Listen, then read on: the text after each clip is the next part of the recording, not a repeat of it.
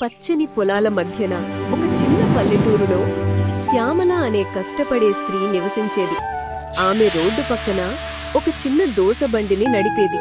ప్రతి ఉదయం సూర్యోదయం కంటే ముందే నిద్రలేచి ఇనుప పెనాన్ని వేడి చేసి తాజాగా పిండిని రుబ్బి చిన్న రోలులో చట్నీ తయారు చేసేది.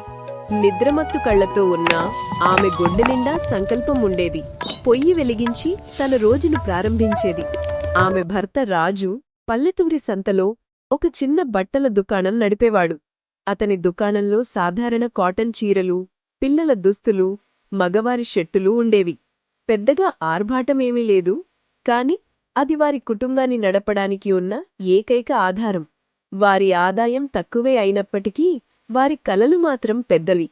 మంచిగా పనిచేస్తే మంచి రోజులు తప్పకుండా వస్తాయి అని శ్యామల ఎప్పుడూ నమ్మేది.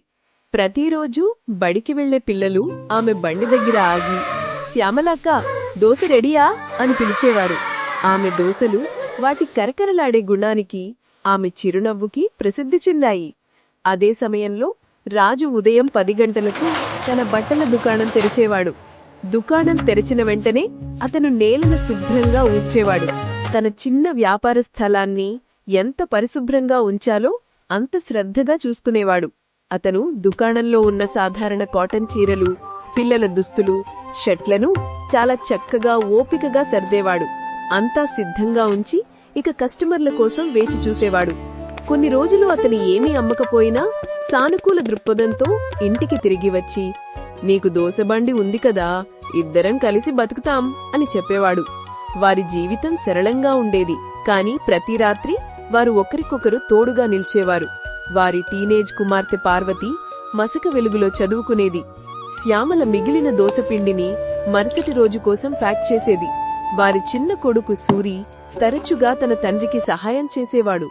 రాజు ఓపికగా తన వ్యాపారంలోని చిన్న చిన్న పనులను సూరికి నేర్పించేవాడు. ఆ కుటుంబంలో ప్రతి ఒక్కరూ ఒకరికొకరు మద్దతుగా నిలిచేవారు. ఒక మధ్యాహ్నం ఆ గ్రామం మీద అకస్మాత్తుగా ఒక చిన్న తుఫాను విరుచుకుపడింది. శ్యామల దోసబండి ఊగిపోవడం మొదలయ్యింది. ఆమె భయంతో బండిని పట్టుకుంది. గాలి ఉధృతంగా వీయడంతో రాజు తన దుకాణం నుండి పరిగెత్తుకు వచ్చి ఏమాత్రం ఆలస్యం చేయకుండా ఆమెతో కలిసి బండిని గట్టిగా పట్టుకున్నాడు. ఇద్దరూ తమ జీవనోపాధిని కాపాడుకోవడానికి పోరాడారు. తుఫాను తగ్గిన తర్వాత శ్యామల మౌనంగా కూర్చుంది. కళ్లల్లో కన్నీళ్లతో మరుసటి రోజు ఎలా పనిచెయ్యాలో అని ఆందోళన చెందుతోంది. రాజు ఆమె చెయ్యి పట్టుకుని, నువ్వు ఉన్నావు కదా, బండిపోవచ్చు, మనకు పోయేదేమీ లేదు అన్నాడు. ఆ మాటలు ఆమెకు బలమిచ్చాయి. కలిసి వారు పాత చెక్క ముక్కలు మరియు తాళ్లను ఉపయోగించి బండిని బాగుచేశారు. తుఫాను వల్ల దెబ్బతిన్న దోసబండి మరుసటి రోజు తెల్లవారుజామునే తిరిగి ఆ స్థలంలో సిద్ధంగా ఉంది. వారి కష్టం ఫలించింది.